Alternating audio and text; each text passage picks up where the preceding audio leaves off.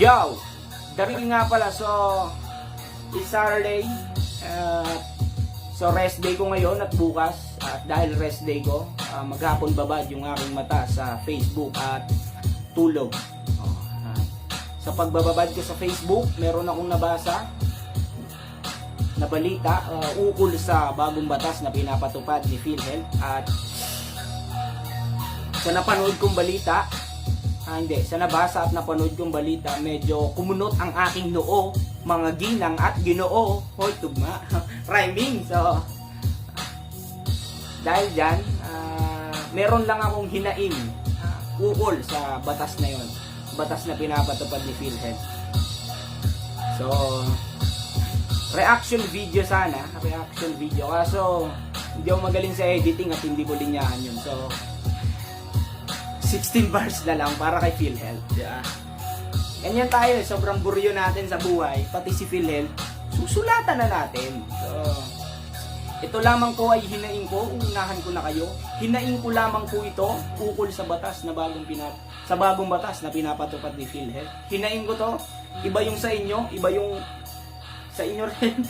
Iba yun, magkakaiba tayo ng hinaing ukol dito. So, ito yung akin.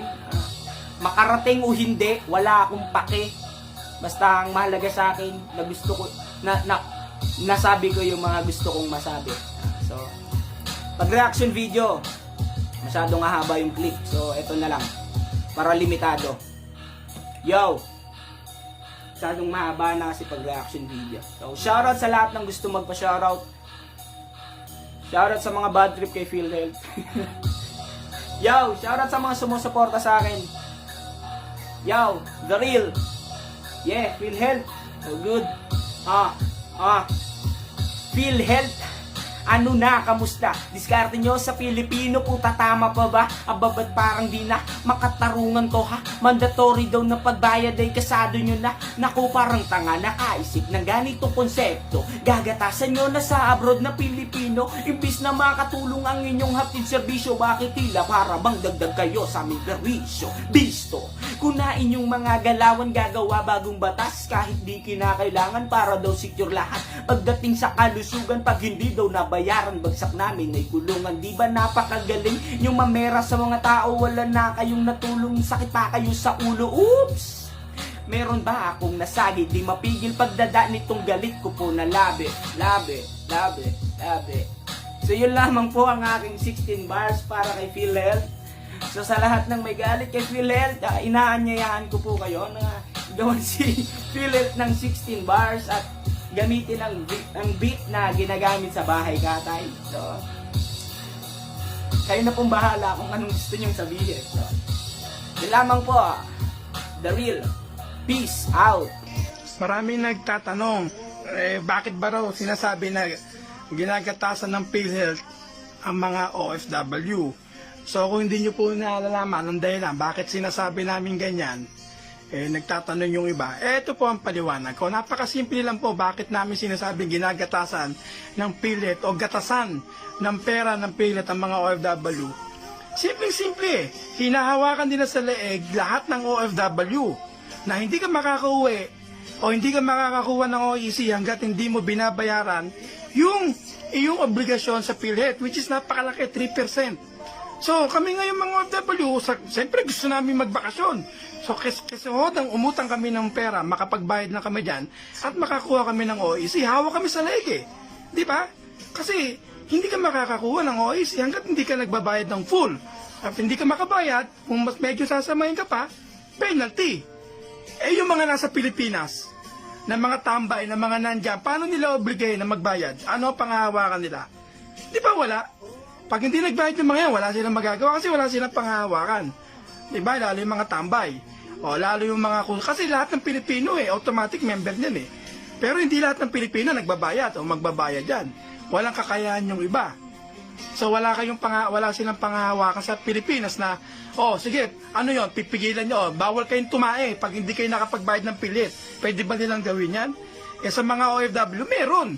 Hindi kayo makakakuha ng OEC pag di kayo nagbayad ng bili, di ginagatasan nyo. Kasi yung suso ng baka, kahit walang gatas, pipilitin nyo lumabas ang gatas. Kaya ginagatasan kami mga OFW. As simple as that. At tumigil nga kayong tawagin kami mga bayani, mga punyeta. Hindi kami mga bayani, ginagawa, nako, huwag nyo na kami utuin dahil sa pagtawag nyo ng bayani sa amin. Tumigil nga kayo. Simple-simple eh. Hinahawakan nila sa leeg lahat ng OFW na hindi ka makakauwi o hindi ka makakakuha ng OEC hanggat hindi mo binabayaran yung iyong obligasyon sa PhilHealth, which is napakalaki, 3%. So kami ngayon mga OFW, siyempre gusto namin magbakasyon. So kasi hodang umutang kami ng pera, makapagbayad na kami dyan at makakuha kami ng OEC, hawak kami sa leeg eh. Di ba? Kasi hindi ka makakakuha ng OEC hanggat hindi ka nagbabayad ng full. At hindi ka makabayad, kung mas medyo sasamahin ka pa, penalty. Eh yung mga nasa Pilipinas, na mga tambay, na mga nandyan, paano nila obligay na magbayad? Ano ang panghahawakan nila? Di ba wala? Pag hindi nagbayad ng mga yan, wala silang magagawa kasi wala silang panghahawakan. Di ba? Lalo yung mga tambay. O lalo yung mga... Kasi lahat ng Pilipino automatic member niyan eh. Pero hindi lahat ng Pilipino nagbabayad o magbabayad yan. Walang kakayahan yung iba. So wala silang panghahawakan sa Pilipinas na, sige, ano yon, pipigilan nyo, bawal kayong tumae pag hindi kayo nakapagbayad ng pilit. Pwede ba nilang gawin yan? Sa mga OFW, meron. Hindi kayo makakakuha ng OEC pag di kayo nagbayad ng bili. Di ginagatasan nyo. Kasi yung suso ng baka, kahit walang gatas, pipilitin nyo lumabas ang gatas. Kaya ginagatasan kami mga OFW. As simple as that. At tumigil nga kayong tawagin kami mga bayani, mga punyeta. Hindi kami mga bayani, ginagawa, nako, huwag nyo na kami utuin dahil sa pagtawag nyo ng bayani sa amin. Magandang araw po mga kabayan. So gusto ko lang sana magbigay ng opinion at ilabas na rin yung sama ng loob ko about dito sa panibagong batas ng PhilHealth under sa Universal Healthcare Law. No? So tanong ko sa inyo sa mga taga-PhilHealth dyan, bakit kaming mga OFW na naman ang napili nyong pahirapan? Hindi nyo ba alam na hindi pa kami nakaka-move on dito sa Social Amelioration Program ng DSWD kasi nga hindi nyo sinama yung mga pamilya namin na bibigyan ng ayuda kasi OFW kami. Then, isa pa rin itong DOLE AKAP cash assistance na sa sobrang dami ng requirements, yung ibang OFW ay hindi na nakapagbigay dahil nga hindi sila makakuha ng ibang requirements sa kanilang company. At yung iba naman nakapagpasa sa inyo, hindi rin siguradong mabibigyan ng ayuda from our government. And then ngayon, naglabas itong PhilHealth ng panibagong batas na magpapahirap na naman sa ating mga OFW. Ginawa niyong mandatory ang pagbabayad ng PhilHealth. In that case, is okay pa yung gawing mandatory kasi para yan sa kalusugan namin eh. Pero yung sasabihin nyo na babawasan nyo ng 3% ang aming monthly salary, tama po yan mga kabayan ha? 3% po ang ibabawas nila sa ating buwanang sweldo. Ganon po sila kagahaman. Hindi na po yan yung fixed rate na binabayaran natin na 2,400 yearly. Ngayon po, ibabawas nila yan direct kung magkano ang sinesweldo mo sa isang buwan. For example po, ako na nandito sa Dubai. Nagsisweldo po ako rito ng 3,000 dirhams or equivalent to 42,000 pesos. So kung babawasan mo yan ng 3%, magiging na 1,260. Yun na po yung magiging monthly contribution ko. So, sa loob ng isang taon mga kabayan, 1,260 by 12 months, aabot niya ng 15,000 pesos. So, ganyan po kalaki ang mababawa sa akin yearly. So, paano na lang mga kabayan kung ang sweldo mo pala is 7,000, so 10,000, di ba? So, mas malaki ang epekto nito sa inyo. At mas malaki ang makukuha nila or makukulimbat nila sa atin, di ba? So, tanong ko ngayon, tama po ba itong ginagawa nyo na ito, itong inilabas nyo na batas na ito para sa aming mga OFW? Ano pong akala nyo dito sa amin, sa ibang bansa? Nagtatay kami ng pera? Mayayaman kami nandito sa abroad? O pinupulot lang namin yung pera na pinapadala namin dyan sa aming pamilya sa Pilipinas? Parang maling-mali naman kasi ito, Parang masyado naman kayong gahaman na pinapakita nyo na masyado. Ang tingin ko rito mga kabayan, mukhang mas kailangan muna nating gamutin yung korupsyon dyan sa inyong ahensya sa PhilHealth bago nating gamutin yung sakit ng bayan natin dito sa ating mga kababayan na nangangailangan ng PhilHealth. Kasi mas matindi po yung sakit ng corruption diyan sa ahensya nyo eh. Kasi halatang halata naman na nangangailangan na kayo ng pera, di ba? At sa nakaisip nitong batas na to, napakahusay mo po, napakatindi mo, napakagaling ng utak mo sa nakaisip ng batas na to. Alam nyo bakit mga kabayan? Kasi kaya tayo ang tinarget na mga OFW kasi alam nila sa ayaw at sa hindi natin, babayaran natin yan. Tanungin nyo ako kung bakit. Kasi po kapag hindi natin yan binayaran, hindi tayo makakabalik sa bansang ating pinagtatrabahuhan. Mau-hold na tayo sa Pilipinas. Ganyan po kagaling yung nag-isip niyan. Kaya tayo ang tinarget niyan kasi alam nilang babayaran natin yan. Sa ayaw man natin at sa hindi. Kasi po, nakalagay sa batas nila na kapag hindi ka, dahil nga mandatory, so ilalagay nila yan sigurado. Either pag nag-apply ka ng OEC, or pag nasa immigration ka na, baka hanapin yan. Ngayon, pag hindi mo ibigay yung, or hindi ka nakapagbayad ng contribution sa PhilHealth, baka hindi ka na makabalik sa trabaho mo sa ibang bansa, di ba? Paano na yung pamilya mo na umaasa lang sa'yo? Mapapakain ba sila ng PhilHealth pag nagbayad ka? Di ba hindi rin naman? So, para pong ginawa nyo na rin na, kayo na rin yung gumawa ng paraan para mawalan kami ng trabaho. Na kung saan ang hirap din naman maghanap ng trabaho dito sa Pilipinas, lalo na kung ikaw ay hindi ka nakapagtapos ng kolehiyo or high school graduate ka lang. Buti nga sa ibang bansa tinatanggap yung mga kabayan natin, di ba? Saka tandaan nyo po, no? Ito pa isa pang masakit dyan. Kapag hindi ka po nakapagbayad ng iyong contribution kada 3rd month, 6 months yan, or in 1 year, mga kabayan, meron pa yung interest na 1.5 kada buwan. Ganyan sila kagahaman, di ba? Napakagaling talaga ng utak nung nag-isip niyan. Kalakas nyo pong gumatas sa mga OFW. Ano yan? May interest, daig pa namin nagbabayad ng credit card dyan, ano? May utang na loob pa kami sa inyo yan ngayon.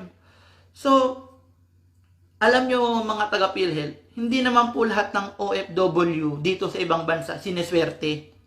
Hindi naman po lahat ng OFW dito ay magaganda ang trabaho. Yung iba po rito mga kabayan, alam nyo rin niya kasi OFW kayo. Yung iba po, bago yan makaalis pa ng Pilipinas, bago yan makaalis ang ating bansa po, is napakalaki na po ng utang nila. Yung iba dyan, nagsasangla na po ng pagkakakitaan, yung bahay nila, yung mga bukirin nila, para lang makaalis sa ibang bansa, para po sumugal dito sa ibang bansa, dahil sa nakikita nila na ito yung paraan para makaraos sila sa kahirapan dyan sa Pilipinas. At yung iba naman po mga kabayan, no, kung alam nyo po mga taga-PhilHealth, yung iba nating kabayan po dito is delay naman ang sweldo. Kung alam nyo lang po, minsan 2 months, 3 months, hindi yan nagsisweldo. Tapos kada buwan, dadagdagan nyo ng 1.5% pag hindi nakabayan. Aba, matindi talaga. No? Matindi talaga yung ahensya nyo na yan. No? So, parang maling-mali po talaga. Saka mga kabayan, yung tao dyan sa PhilHealth, kung alam nyo lang po, napakahirap ng buhay bilang isang OFW. Maliban sa malayo ka na sa pamilya mo, yung iba nating mga kabayan po rito is nabubugbog, namomolestya, nare-rape, balitang-balita yan, di ba? Alam nyo naman yan. Tapos, kami pa yung napili nyo na pahirapan. Tingin ko talaga, mga kabayan, kailangan nilang unang gamutin yung sakit na korupsyon sa kanilang ahensya. Kasi po kaming mga OFW dito ang nagdudusa sa mga kalokohan na batas na inilalabas nyo dyan sa Pilipinas. Kung gusto nyo mga taga-PhilHealth, bibigyan ko kayo ng isang option kung saan kayo pwedeng gumatas. Bawasan nyo po yung mga sweldo ng mga politiko. Diba? Yung mga Chief Justice natin dyan or yung mga politiko natin. Simula from President hanggang sa konsihal. Yung mga sumisweldo ng mga 100,000 na mga politiko dyan na wala namang kwenta, bawasan nyo yung mga sweldo nila. Yung mga 100,000 plus nilang sweldo, gawin nyo lang mga 30,000. So, every year, malaki yung makukuha ng pondo, di ba? Or pati yung mga ina-appoint nyo sa gobyerno, bawasan nyo. Pati yung mga nasa konsulado, embahada, yan yung dapat binabawasan ng sweldo. Hindi yung mga OFW na napakaliliit ng sweldo na lagi nyo kami napipili, di ba? Dapat yan ang mga una nyong binabawasan kasi nga, yung mga yan, nakaupo lang naman sila sa kanilang mga upuan, nagpapakasarap ang buhay sa Pilipinas, kasama yung pamilya nila. Tapos kami ritong mga kayod kalabaw na sumusuko na sa pagod, ang babawasan nyo, ang kinikita lang naman is nakabudget na rin para sa aming pamilya kada buwan. So mga kabayan, sana sa panahon na to mga kabayan is magkaisa tayo, di ba? Sana tulungan nyo kami na nag-iingay dito sa social media na mapaabot ito sa ating Pangulo na kasi alam natin yung Pangulo natin na si President Duterte, tutulungan tayo niyan na mga OFW kasi isa yan sa mga kakampi natin. Hindi yan katulad ng ibang mga senador, mga politician na kakampi daw natin mga OFW nung panahon ng botohan. 'Di ba? So sana tulungan niyo kami mga nag-iingay dito sa social media na ma-amend, na maparating natin to sa Pangulo, na ma-amend or maibasura na yung batas na yan kasi hindi po yan maganda para sa ating mga OFW. Tayo po ang nagdudusa dyan. Tayo po yung makakaranas ng paghihirap. Tas yung mga ibang tao o yung mga politiko lang ang makikinabang dyan na ibubulsa lang yung ating pera, no? Sana po mga kabayan na magtulungan tayo, maggawa tayo ng petition natin mga OFW, maghanap tayo ng kakampi sa bawat isa kasi alam ko na tayo lang ang magtutulungan dito bilang isang OFW kasi yung nararanasan nyo, nararanasan din namin. Kaya po panawagan ko lang mga kabayan, saan mang sulok ng mundo, mga OFW dyan, tulungan nyo po kami na makaabot ito sa ating gobyerno kasi itong PhilHealth mukhang ano na yung tenga nila eh, mukhang sarado yung tenga nila eh. Hindi lang yung tenga, pati utak nila sarado na eh, no? So sana po magkaisa tayo, magtulungan tayo at sana ipagdasal natin na maibasura itong Universal Healthcare Law, ang pagbabayad natin mga OFW. So yun lang po ang aking masasabi, magtulungan tayo. Sana po makaraos tayo sa problemang ito. So, yun lang po. Sana mag-ingat kayo lahat ng kabayan natin dyan. Ramadan Karim po sa lahat ng OFW na Muslim. God bless. Isa po akong OFW dito sa Doha. Nanawagan ako sa ating gobyerno. Sana naman po huwag ituloy ang balak nilang gawin sa PhilHealth sa bayaring namin na dagdag na magbabayad kami ng monthly contribution. Lahat po ng problema binabagsak sa OFW. Namumblema na po kami dito dahil hindi naman po lahat libre po dito sa Middle East. At hindi po rin lahat malaki ang sweldo.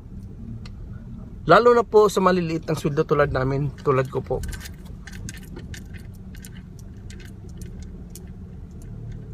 Ang upa po ng bahay dito, kami nagbabayad.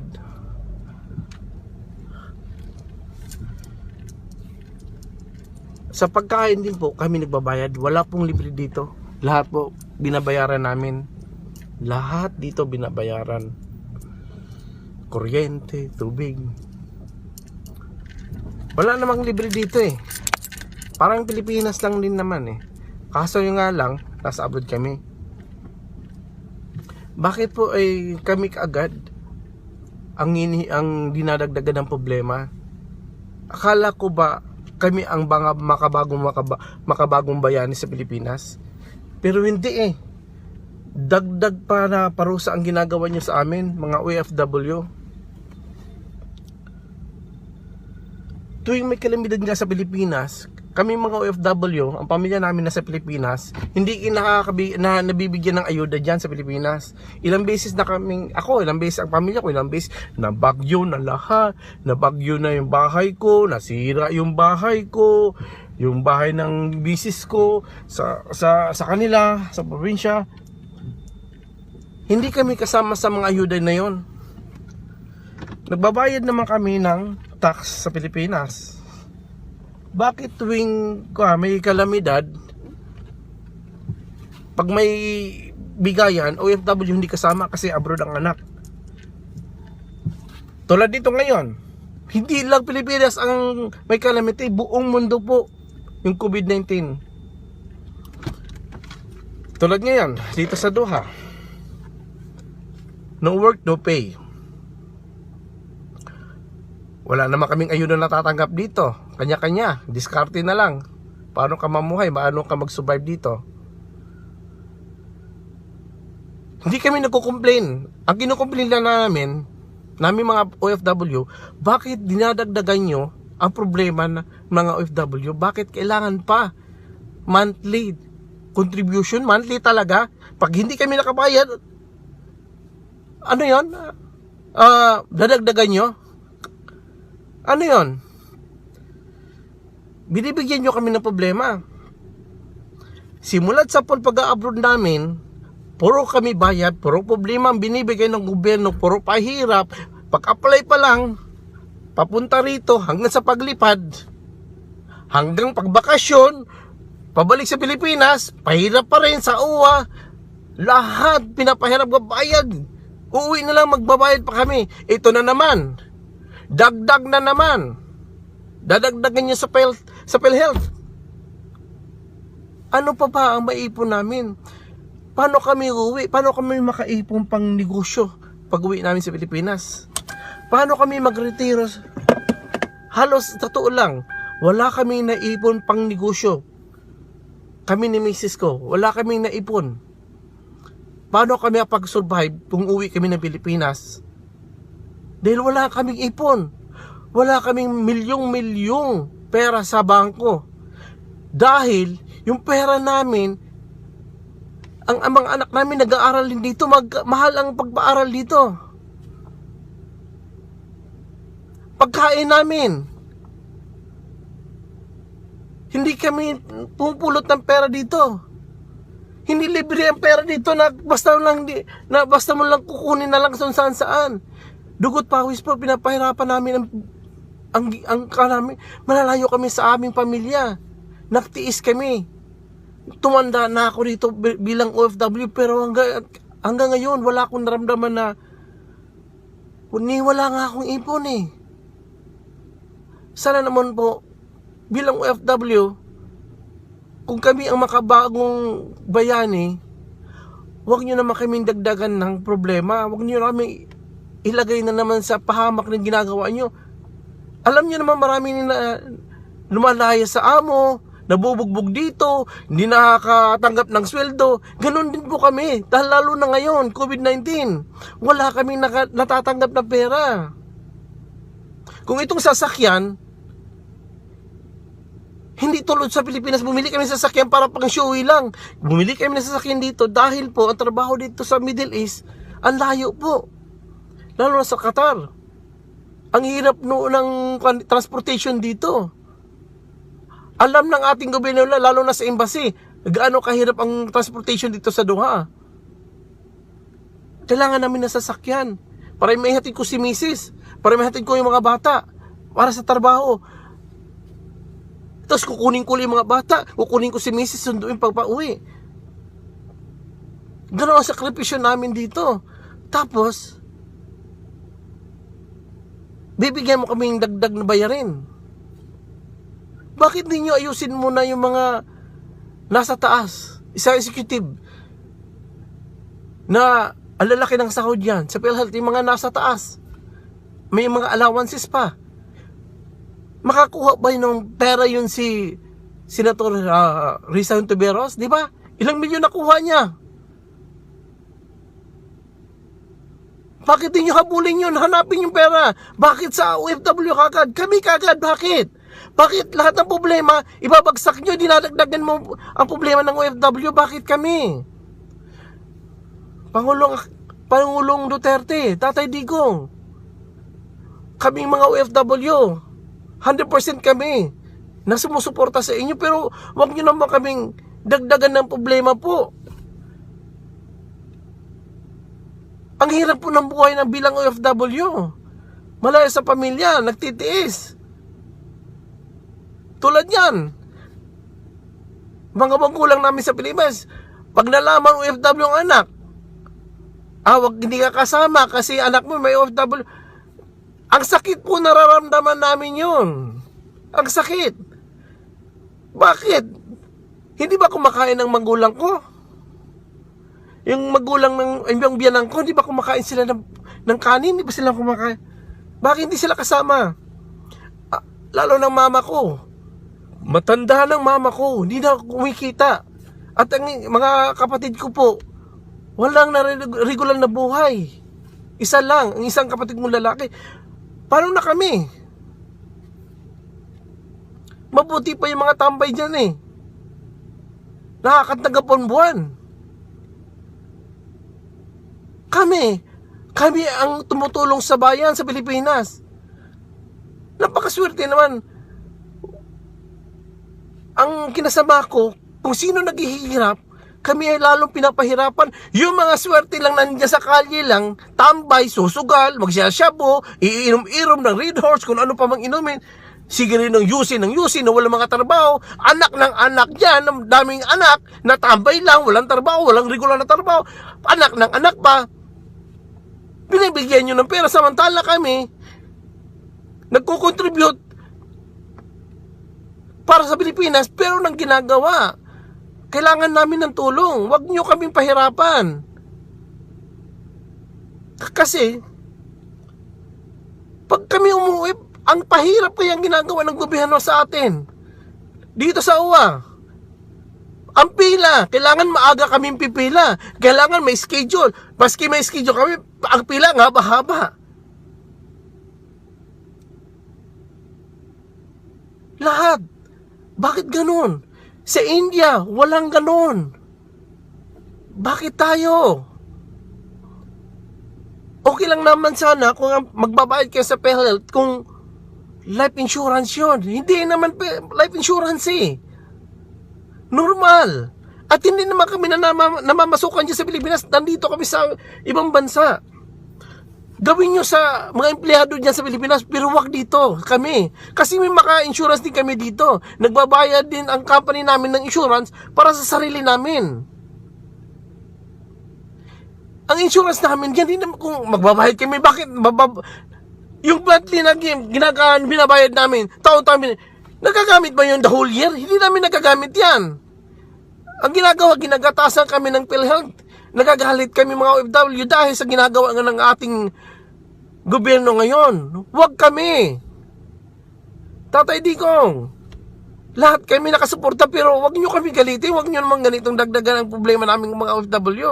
Ang layo namin. Sana po, huwag nyo ituloy ang balak nyo na sa amin na ibabagsak ang problema. Di wala naman kami, kayo wala kayong trabaho. Magagamit ba yung contribution namin monthly, the whole year? Wala naman kami sa Pilipinas. Okay na yung pag-uwi namin, magre-renew. Yung wala mag-ilan, pero yung buwan na mag-contribute buwan. Ano yon? Hindi naman namin nagagamit. Wala naman kami dyan. Mahal na Pangulo, nanawagan po ako. Solid Duterte po ako, tatay. Huwag niyo naman pahirapan kami. Mga panawagan lang po. Dapat po tingnan niyo mga nakakataas-asan sa PhilHealth po. Sila yung sarap ng buhay dyan. Executive, ang lalaki ng sweldo. Mas malaki pa sweldo sa amin. Mga OFW. May mga allowance, kami walang allowance dito. Sahod lang makikita namin. Ang kinikita namin, yun lang. Kung anong nakikita monthly, yun lang. Wala na. Walang dagdag. Yun lang. Lahat sa amin bayarin. Pero lahat naman po yung pera namin pinapadala sa Pilipinas. Tumutulong kami sa Pilipinas eh. Tatay, nanawagan ako sa inyo.